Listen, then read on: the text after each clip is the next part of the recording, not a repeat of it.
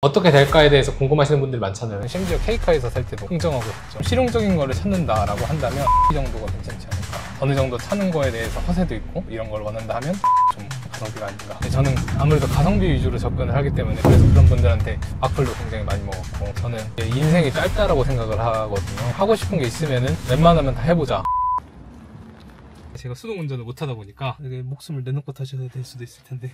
괜찮습니다. 안녕하세요. 김지금 채널을 운영하고 있는 김지금이라고 합니다. 반갑습니다. 저는 중고차 유지 관리나 이제 구매하는 방법 꿀팁 같은 거에서 공유를 드리고 있고, 원래는 BMW 2016년식 F바디 420D를 타다가 최근에 제가 수동 운전을 해보고 싶다라는 생각이 들었어요. 이제 수동차가 점차 없어지는 추세잖아요. 지금 수동 운전을 배워두지 않으면 평생 수동 운전을 못하겠다 싶어가지고 최근에 수동 운전 면허를 따고 하루 만에 엔카에서 제일 저렴한 이 차를 구매를 해서 수동 운전 연습하고 있습니다. 첫 중고차는 어떻게 구매를 하셨었나요? 원래 처음에는 이제 포르테코 차량을 구매를 했는데, 원래 제가 차를 운전할 생각이 없었거든요. 근데 여자친구가 운전하는 남자가 멋있어 보인다, 약간 그런 말을 듣고, 사회 초년생이었는데 돈도 버니까 차를 한번 사보자 해가지고 차를 사게 됐죠. 신차는 아직까지 구매하셨던 적은 없으신가요? 신차는 구매한 적이 없고, 저는 좀 욕심이 많은 스타일이에요. 욕심 많은 거에 비하면 돈이 없으니까 최대한 적은 돈으로 다양한 걸 누리려면 중고로 접근을 하는 게 좋아서, 새 거는 사실 구매를 해도 언젠간 다시 구형이 되는 거잖아요. 적당히 감가 먹은 그런 구형 제품을 구매를 하는 게 가성비가 좋지 않나. 출발할까요? 이게 제가 또 수동 운전 2주 했고 또 1주 운전을 안 했어요. 좀 중간에 위기가 올 수도 있어요. 괜찮습니다. 네, 이 영상이 영원히 올라가지 못할 수도 있는데 이니셜 D를 제가 좀 늦게 봤거든요. 그걸 너무 재밌게 봐가지고 한번 수동 운전 해보려고 했었죠. 자동차 콘텐츠를 시작하게 된 이유가 있을까요? 원래는 IT 리뷰어였어요. 전자제품이랑 중고차랑 이제 동시에 이렇게 막 올리다가 더 잘 되는 쪽을 선택을 한 거죠. 드림카는 딱히 없고 지금은 테슬라가 타고 싶어요. 제가 이제 아기가 생기거든요. 지금까지 제가 좋아했던 낮고 작은 차들은 타기가 불편할 것 같아서 큰 차로 가려고 하는데, SUV류나 이런 큰 차들 자체가 자동차 본연의 재미는 포기를 하는 차잖아요. 그럴 바엔 아예 편의성에 몰빵을 하는 게 좋지 않을까. 또 테슬라는 오토파일럿도 있으니까 운전도 더 편안하고 가족끼리 놀러 다닐 때도 더 좋고. 지금님 생각에 가성비 있는 중고차는 어떤 게 있을까요? 사람들이 가성비라고 하면은 싼데 쓸만한 거라고 생각을 하는 것 같은데, 이 돈을 쓰는 것 대비 더 높은 효용 가치를 느낄 수 있으면 저는 가성비라고 생각을 하거든요. 제가 만약에 차를 별로 안 좋아하고 실용적인 거를 찾는다라고 한다면 i40 정도가 괜찮지 않을까. 인기는 좀 없는데 브랜드 자체는 좀 대중적인 브랜드잖아요. 그 브랜드 안에서 좀 인기 없는 모델들이 있죠. 그런 것들이 좀 더 가성비라고 생각을 해요. 아니면은 그냥 이동수단만이 목적이다. 지금 제가 타는 이런 스파크나 이런 경차류도 좋은 것 같고, 어느 정도 타는 거에 대해서 재미있게 타고 이런 걸 원한다 하면 1시리즈나 3시리즈류가 가성비가 아닌가 생각이 들어요. 왜 가성비를 추구하게 되셨나요? 어렸을 때 저희 엄마가 용돈을 잘 안 주셨어요. 적은 용돈으로 놀아야 되잖아요. 자연스럽게 가성비를 추구할 수밖에 없더라고요. 빵을 먹고 싶었는데 용돈이 적으니까 빵을 여러 개 먹고 싶은 걸 못 먹고, 맛보다는 양을 보고 빵을 구매를 하고 막 그랬었어요. 빵들이 이제 적은 건 한 60g, 70g이고 땅콩 샌드 이런 거 있잖아요. 그런 건 이제 한 110g 있거든요. 그럼 110g짜리 땅콩 샌드 사 먹고. 저는 인생이 짧다라고 생각을 하거든요. 하고 싶은 게 있으면은 웬만하면 다 해보자. 그래가지고 제가 또 가성비를 추구하는 거기도 하고. 지금님이 만들었던 콘텐츠 중에 가장 인기 있는 콘텐츠 시리즈가 네. 엔카 K카 비교더라고요. 네. 어떻게 제작하시게 된 건가요? 아무래도 저도 제가 소비자 입장에서 엔카랑 K카 중에 어떤 거를 해야 되는지 고민을 많이 했었어요. 근데 다 추상적인 이야기밖에 없더라고요. 그리고 구매를 해보신 분들의 이야기보다는 그냥 인터넷에서 들은 거를 다시 말하는 그런 정도의 후기가 많아가지고, 실제로 제가 구매해본 입장에서 어떤 게 더 현실적으로 나을지 알려주고 싶었어요. 엔카가 근데 그때 이후로 좀 많이 달라졌잖아요. 엔카 인증 그거밖에 없었는데 지금 엔카 보증 서비스도 이렇게 나왔고, 예전보다는 눈탱이 치려는 딜러분들이 많이 없어진 것 같아요. 예전에는 딜러 알선료 안 내도 되는 데가 끼려 그러고, 세금 환급도 안 해주려 그러고, 지금은 제가 먼저 말을 안 하더라도 먼저 잘 챙겨주시는 편인 것 같고. 그리고 또 K카가 예전에는 엔카랑 비교를 했을 때 가격이 겉보기에는 좀 더 비쌌어도 이렇게 저렇게 부대 비용이나 이런 걸 다 따지고 나면 K카가 더 저렴한 경우가 많았는데, 요즘은 좀 K카 확실히 좀 비싸진 것 같아요, 엔카보다.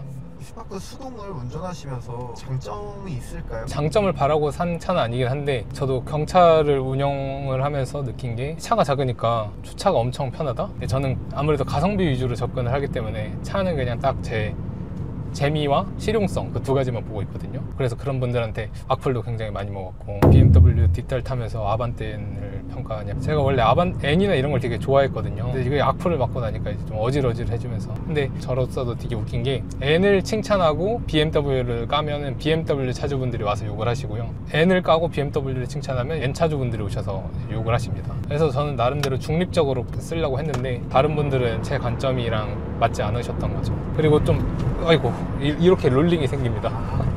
네. 본업이 있으신 건가요? 아니면 전업 유튜버로 들어오신 건가요? 전업 유튜버에 가까운데 제가 원래 지식인이나 블로그 이런 것도 활동을 되게 많이 했거든요. 제가 좀 남들한테 정보 공유하고 그걸로 인해서 남들이 도움받고 이럴 때 좀 기분이 좋아가지고 그때는 그냥 열정으로 했는데 유튜브라는 플랫폼이 나오니까 똑같은 일을 하더라도 유튜브에서는 돈을 주고 딴 데에서는 돈을 못 받고 똑같이 할 거면 그냥 유튜브로 가자라고 해가지고 유튜브로 가게 됐습니다. 원래는 본업이 어떤 거 계셨었나요? 원래는 이제 콘텐츠 PD나 아니면 콘텐츠 마케팅 이런 쪽 일을 했었어요. 원래는 이제 사업을 하려고 퇴사를 했었어요. 뭐 지금도 그거에 연장선적인 일을 하긴 하는데 콘텐츠 마케터로 일할 때는 제가 원하는 콘텐츠만 할 수도 없고 제가 원하는 기획 의도로 하더라도 외부적인 요인 때문에 수정이나 이런 것도 되게 많았었는데 직접 콘텐츠를 만드는 저만의 일을 하니까 특히 간섭하는 사람이 없잖아요. 자유로운 부분이 좋은 것 같아요. 저는 이게 좀 자유롭게 일하고 다른 사람들이랑 합해서 시너지 내면서 일하고 그런 걸 원하는데 대부분의 회사들은 제가 원하는 거를 충족 못 시켜주니까 제가 원하는 대로 살려면은 내 일을 해야겠다라고 생각을 하고 이렇게 꾸역꾸역 살고 있습니다. 아이고 시동이 꺼졌다.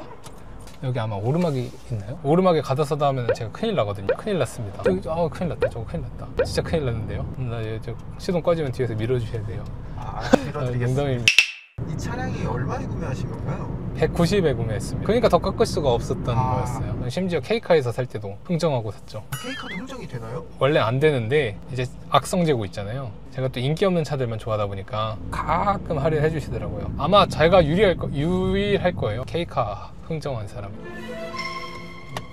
또 제가 수동 운전을 하다 보니까 운전이 미숙해가지고 도착 시간이 계속 늘어나고 있어요. 막히는 시간도 있는데 괜찮습니다. 5시 예약했는데 5분이나 늦게 생겼네요. 이쪽인가요?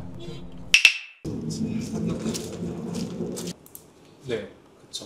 차 운행하시면서 좀 특이사항 있었을까요? 이 서스펜션 뒤쪽인가가 나가서 롤링이 굉장히 한번 쿵 하고 충격을 찍으면 방방 하는 것처럼 이렇게 차가 그리고 보면서 설명드릴게요. 말씀드린 대로 숨은 이력 이렇게 AI가 종합 의견을 드려요. 1인 진조의 용도 이력 없고 자차고 미기한도 짧고 완전 무사고로 추정된다는 내용이 영어로 있고요. 차고 내용 체크하다가 의심되는 부분 내시경 넣어본 거예요. 이런 용접 자국은 내부에서만 보이잖아요. 소모품 수명 체크하고 교체주기 작성해서 리포트 발급하고 최종 브리핑까지 1시간 소요돼서 한 7시 정도. 저도 이런저런 서비스 많이 해봤잖아요. 네네. 이런 거 사보고 엄청 꼼꼼하네요. 오히려 저 같은 경우에 성능 보정 보험을 믿고 대충 보고 이렇게 가져와서 나중에 정비소에서 정밀 점검을 받고 치료할 수 있는 거는 이제 부상 치료하고 잘 모를 때는 K카 보증을 이용을 했었죠. 요즘은 이제 K카 보증도 뭐 굳이 필요 없어가지고 네. 해버리면은 거의 웬만한 건 다 대응이 되고 K카 보증 6개월짜리 가입할 때 날렸거든요.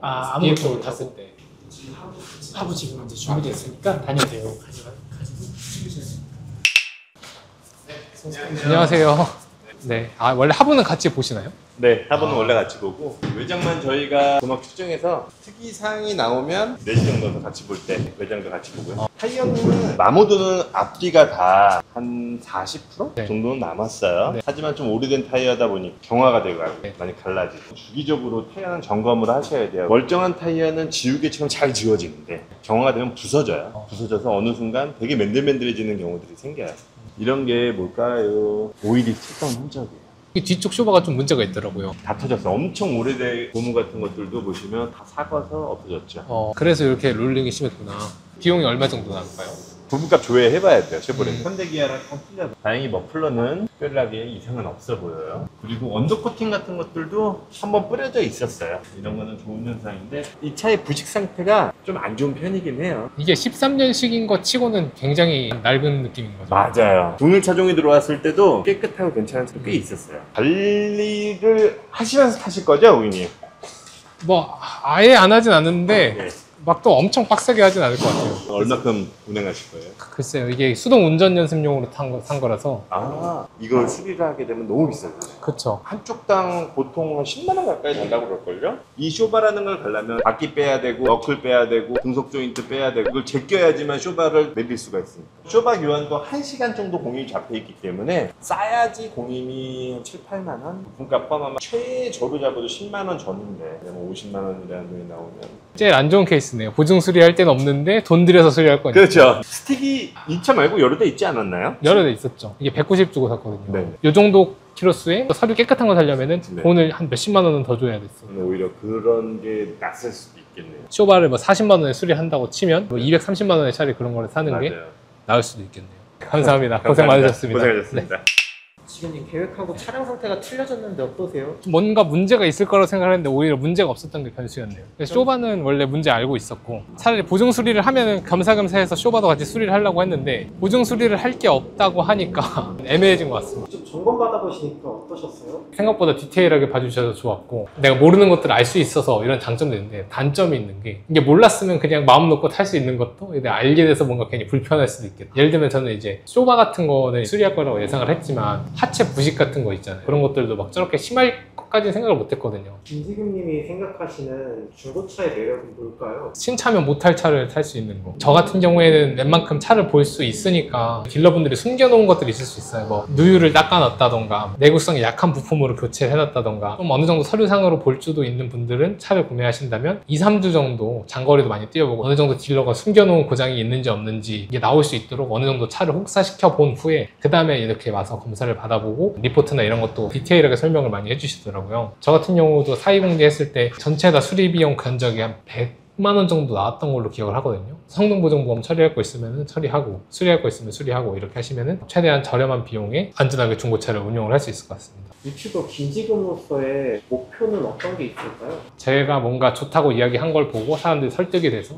그걸로 인해 차를 사는 사람들이 많아졌으면 좋겠다. 그런 것 정도 생각하고 있어요. 보통 중고차를 사면은 어떻게 될까에 대해서 궁금하시는 분들이 많잖아요. 저처럼 구매 경험이 많이 없으신 분들이 많고 저는 중고차를 고민하는 순간부터 구매 후에 유지해 나가는 과정들을 완전 디테일하게 공유를 하고 있거든요. 그렇게 공유를 하는 유튜버 분들이 아마 없을 거예요. 중고차를 실제로 구매를 하면 이런 과정들을 거쳐야 되고 이러한 문제가 생길 수 있고 그런 걸 이렇게 해결할 수 있겠다라는 거를 좀 시각적으로 보실 수 있을 것 같아요. 그런 거에 대해서 궁금하시다면 김지금 채널에 오셔서 한번 보시는 것도 좋을 것 같습니다.